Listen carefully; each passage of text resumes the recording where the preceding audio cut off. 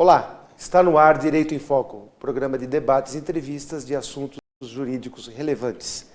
Hoje irei apresentar o programa Ariovaldo dos Santos, advogado e apresentador, com muito orgulho desse programa que é um grande sucesso aqui na TV Grande ABC. E hoje nós vamos falar um pouquinho sobre a reforma trabalhista. Só que nós vamos abordar hoje esse assunto que nós já abordamos algumas vezes com alguns juízes de direito, com alguns advogados, mas hoje nós vamos dar um foco especial no reflexo que a reforma trabalhista resultou para a própria advocacia especializada, para a advocacia trabalhista. Quando a reforma estava em tramitação, em discussão, diziam que ocorreriam dois grandes efeitos. O primeiro grande efeito que se dizia como decorrência da aprovação da reforma trabalhista seria o aumento do número de empregos no Brasil. E o segundo efeito da reforma trabalhista seria a diminuição das demandas na Justiça do Trabalho. Pois bem, o aumento ou a diminuição do número de empregos no Brasil nós vimos já no ano seguinte. O resultado praticamente zero. De 11,6% de taxa de desemprego em 2017 para 11,3% em 2018. Praticamente o mesmo número. Então, esse efeito não se apresentou.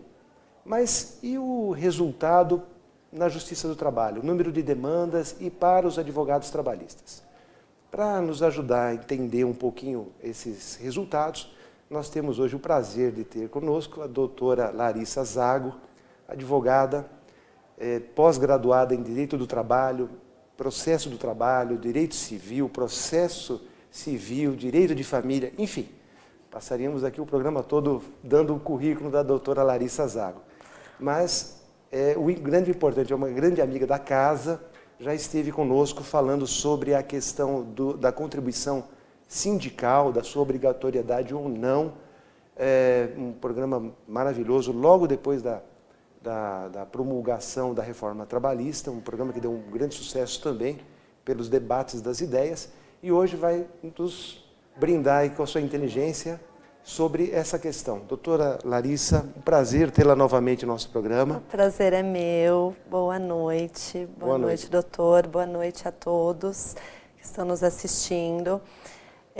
O prazer é meu de estar aqui, né, segunda vez já no programa, e agradeço o convite, agradeço toda a produção, né, e falar um pouquinho de um assunto tão polêmico, né, de como foi desde 11 de novembro de 2017, quando entrou a reforma trabalhista, né, com a lei 13.647, e como está hoje. Né, doutor? Desde então, como passou 2018 e agora em 2019.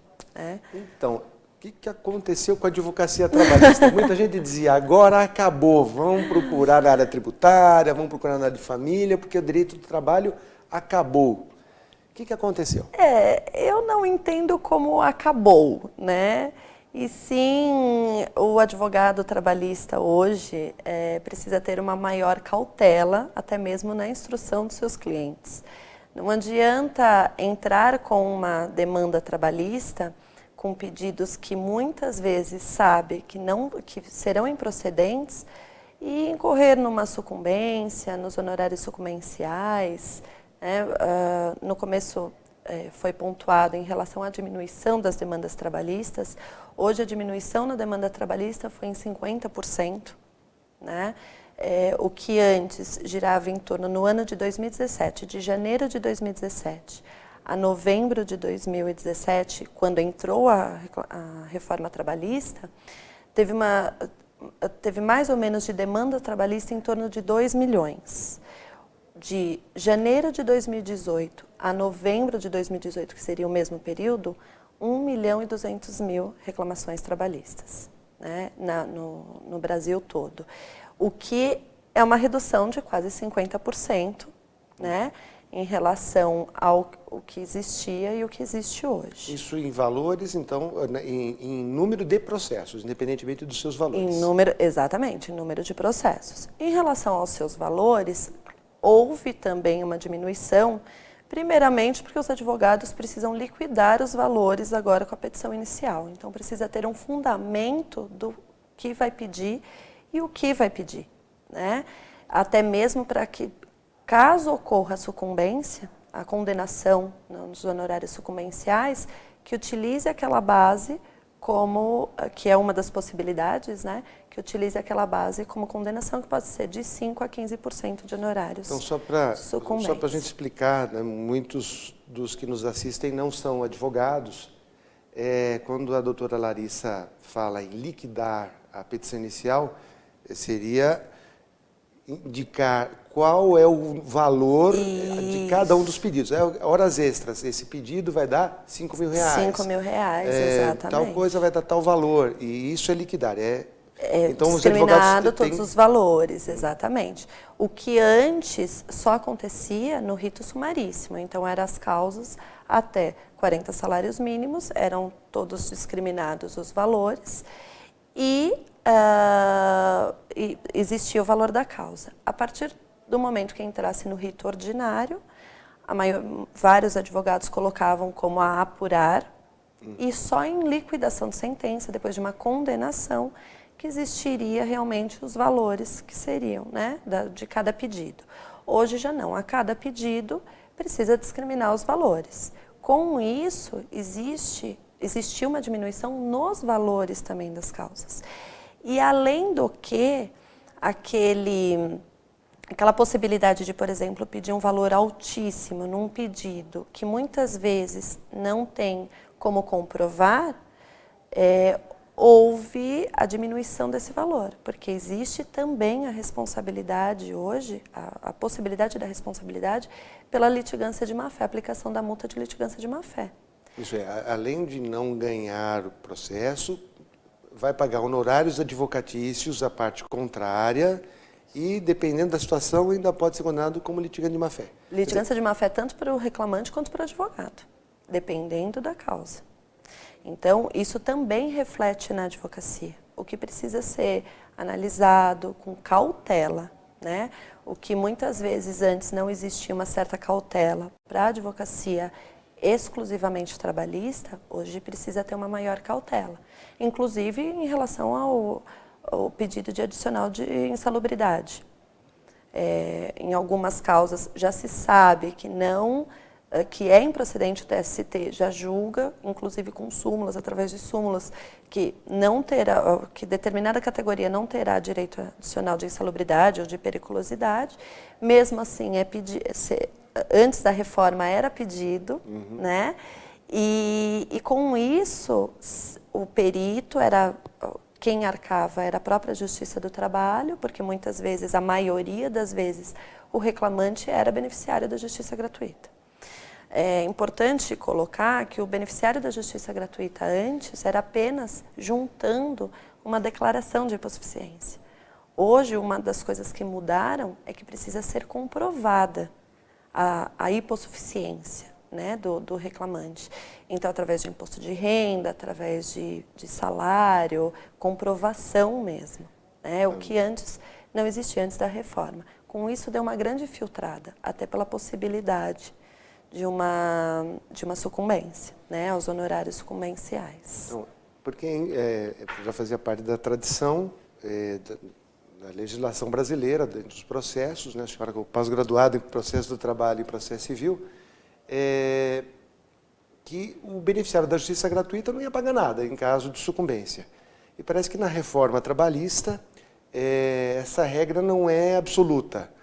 Em determinadas circunstâncias, mesmo sendo beneficiário da justiça gratuita, mesmo que ele consiga provar por imposto de renda e tal, que é beneficiário, o juiz concede a ele os benefícios, mas é possível que ele, mesmo assim, tenha que pagar caso ele perca os pedidos de insalubridade ou periculosidade. Sim, exatamente. Mesmo que ele venha a perder, mesmo que ele seja beneficiário da justiça gratuita, após essa comprovação, né, da hipossuficiência, mesmo assim, ele ainda pode incorrer em honorários periciais e honorários de sucumbência, que é de 5% a 15%. E como funciona isso?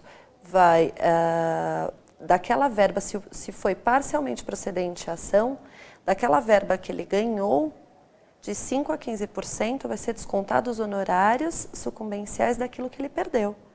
Então, por isso que precisa dessa cautela maior em relação ao que se pede também, porque uma vez sucumbente vai ser descontado, né? Existe, inclusive, hoje, no STF, né, uma ação direta de inconstitucionalidade, tramitando, onde realmente se discute a constitucionalidade ou não, porque no processo civil a gratuidade judiciária é absoluta, tanto para honorários quanto para sucumbência, né? E na Justiça do Trabalho, aplica-se a justiça gratuita em relação às custas processuais, mas não em relação aos honorários periciais e aos honorários de sucumbência. Não foi julgada ainda essa ação direta de inconstitucionalidade, mas o TST já se pronuncia a favor da cobrança, para haver esse filtro, né? Então, a cautela no ingresso da ação tem que ser muito grande, mesmo que a parte, né, seja detentora dos direitos, né, tenha os benefícios da justiça gratuita. Esse é o princípio. Agora, essa questão é no processo contencioso, mas com a reforma surgiu também uma possibilidade, né, que é uma tendência mundial, de tirar do Poder Judiciário a solução das demandas. E na reforma existiu a questão da homologação de acordo extrajudicial. Sim. E que me parece não haver sucumbência, não haver risco, porque as partes chegam ao Poder Judiciário e apresentam. Então, eu gostaria de conversar um pouquinho mais sobre esse avanço, né? Se isso realmente deu resultado ou não, mas nós vamos conversar sobre esse aspecto depois dos nossos intervalos. Voltamos daqui a pouco. Nos aguarde.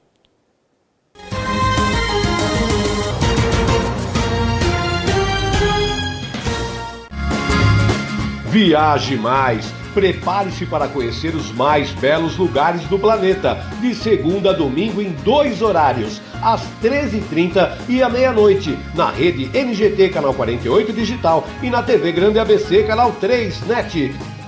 Agora você tem um encontro marcado com Walter Esteban no programa Viaje Mais.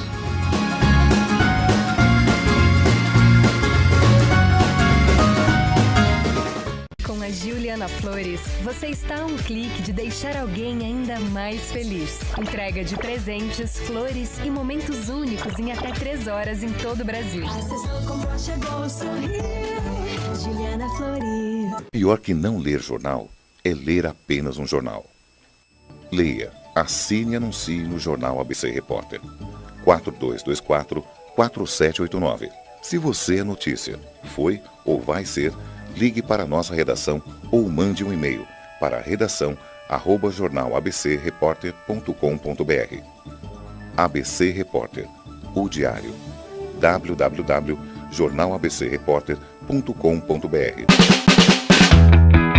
Ei, quer saber como escolher a sua escola de inglês? Não pergunte pro boneco do posto. Não pergunte pra esse monte de gatos da sorte. Não pergunte pra essa estátua. Nem pra esse cara sem boca, né? Não pergunte pra essa boneca havaiana, pra essa turminha aí ou pro rapaz dessa foto. Mas esse balão de barba vai saber, né? Nah. Pergunte pra quem já faz IASIG e faça a escolha certa. Agora no IASIG você pode falar direto com nossos alunos e pais de alunos, tirar suas dúvidas e descobrir todos os motivos para estudar inglês aqui. Fale com a gente, fale com o mundo. IASIG, você cidadão do mundo. Sejam bem-vindos a To Go no Grande ABC! Confira os endereços da To Go, o seu mercado de congelados do ABC. A To Go oferece variedades em produtos congelados, um conceito de loja atacado e varejo, com produtos e custos baixíssimos. São 8 categorias: massas, pães de queijo, salgados, legumes, frutas, sobremesas, sopas e cremes. E uma linha deliciosa de sorvetes em massa, palitos e artesanais. To Go, mais prático, mais rápido, mais econômico.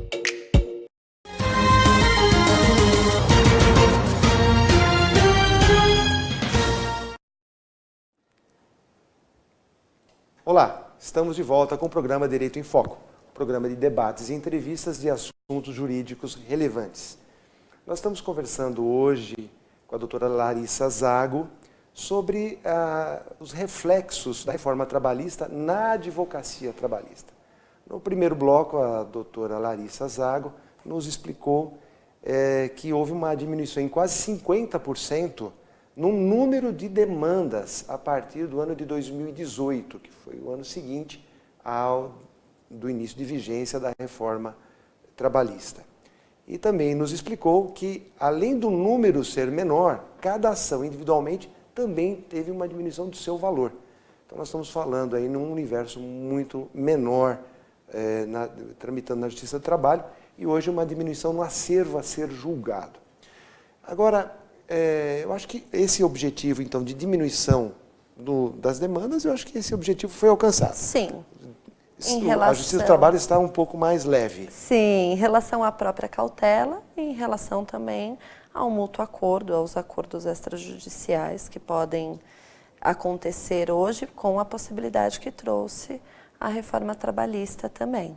É porque antes da reforma, se as partes chegassem num acordo, elas não teriam uma segurança jurídica porque não teria aquilo como ser transformado em algo juridicamente válido, porque não havia essa possibilidade.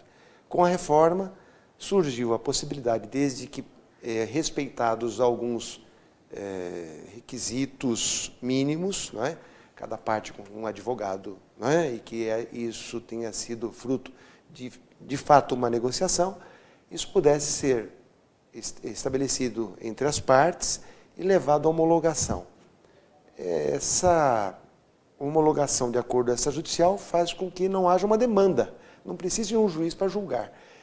Qual é essa experiência? O que isso tem acontecido? Isso pegou, né? O Brasil, que é um país das leis que pegam e das leis que não pegam. Doutora Larissa Zago, pegou essa lei da homologação de acordo extrajudicial? Sim, pegou para quem tem essa visão, né, doutor? Hoje a visão muda mais para o acordo e acaba levando mais para um acordo, até mesmo pela sucumbência recíproca, né, que pode ter numa condenação. Então, uma vez que você leva isso para o acordo, a possibilidade também da rescisão contratual por acordo entre as partes, que muitas vezes era feita de forma ilegal, né? Aquela coisa do, libera o fundo de garantia, eu te devolvo a multa. Isso hoje, porque antes existia a rescisão contratual, a rescisão do contrato de trabalho em justo motivo, né? E existia a rescisão por parte do empregado, ou por parte do empregador, ou por justa causa, sem justa causa, mas não existia a possibilidade de fazer um acordo. E quantas vezes, né, doutor, vinham reclamantes, mas eu queria fazer um acordo, né? Não pode. Não pode, não existe acordo. O que existe hoje é a possibilidade do acordo com as regras que trouxe a reforma, né, reduzindo a multa do fundo de garantia, mas é um acordo feito entre as partes. O que traz muito mais segurança jurídica é você levar para um SEJUSC, né, que é um órgão do judiciário, que na justiça civil é muito aplicado já, existe, embora o acordo sempre partiu muito mais da justiça do trabalho e a justiça civil a justiça estadual acabou copiando um pouco, né, na justiça do trabalho, houve também a formação de SEJUSC para que tenha a homologação desses acordos. Homologação essa que é judicial, embora sem uma demanda propositura de uma reclamação trabalhista, mas é homologado, é um título executivo judicial, porque foi homologado dentro de um órgão do judiciário. Mas muitos colegas, né, eu me incluo como um advogado trabalhista, né, mas ouvindo também os colegas, há uma reclamação de que as homologações nunca são plenas, as partes chegam lá, estão dispondo sobre determinados itens e a homologação nunca, não, está homologado e acabou, colocou uma pedra em cima disso. Há uma reclamação de que há uma limitação, uma resistência dos juízes nos SEJUSCs de fazer uma homologação plena. Qual a opinião da senhora sobre essa... Na verdade, o que se encerra no Sejusc, muitas vezes, são as verbas discriminadas ali na petição, né? O que num acordo judicial se encerra o contrato de trabalho na maioria das vezes. A gente tem, na Justiça do Trabalho, uma certa dificuldade como que cada juiz aplica na sua vara, né? Como se a CLT fosse diversa e não única. Mas a gente sabe que existe uma certa dificuldade em relação a isso, até mesmo pela hipossuficiência do trabalhador, né, que, embora veio a reforma trabalhista, não igualou, né, um ao outro, existe essa hipossuficiência, existe essa fragilidade maior do trabalhador, mas muitas vezes o que precisa tomar um certo cuidado o trabalhador vai e pede um acordo e depois ele pode sim pedir algo a mais na Justiça do Trabalho. Então, por exemplo, um adicional de horas extras que não foi recebido, horas extras que não foram recebidas. Ele pode pleitear na Justiça do Trabalho, porque esse acordo feito no Sejusc não impede que seja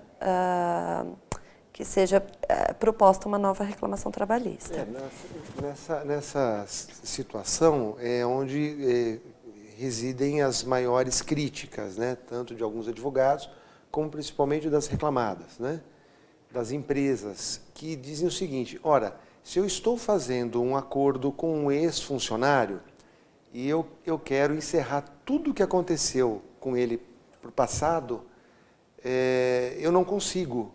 Porque ele pode, algo que não está relacionado ali, ele pode falar, puxa vida, mas eu tinha uma insalubridade que eu não coloquei naquela lista. E isso gera para muitos uma insegurança e faz com que tenha uma resistência. Fala, bom, já que eu não vou conseguir quitar tudo, então eu vou esperar a demanda, eu me defendo na demanda. Sim. Ou faço um acordo. Porque os acordos, quando é no contencioso, normalmente tem aquela expressão que extingue a relação jurídica havida entre as partes, o contrato de trabalho, e aí há uma segurança de que não haverá uma outra demanda. Sim. Então, tivemos uma mini-reforma aprovada esta semana, né?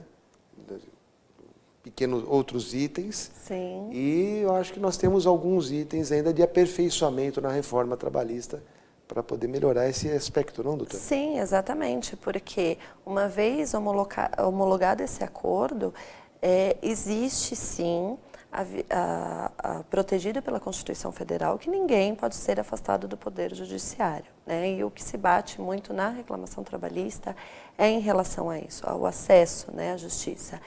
Mas, uma vez que aquele trabalhador percebe que não existe possibilidade de um acordo, então que ingresse com a demanda total.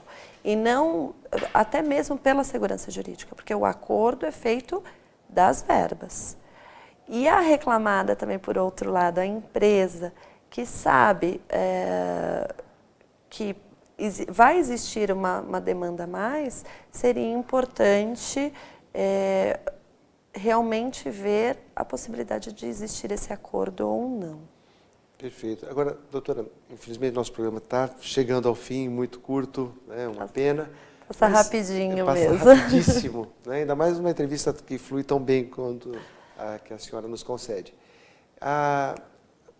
Apenas para a gente fechar a pergunta que nós fizemos no início. Para os advogados que militam na Justiça do Trabalho, houve uma diminuição das demandas, dos seus ganhos, houve um prejuízo, a advocacia trabalhista saiu prejudicada do seu aspecto financeiro, do seu aspecto de espaço dentro da advocacia, ou não?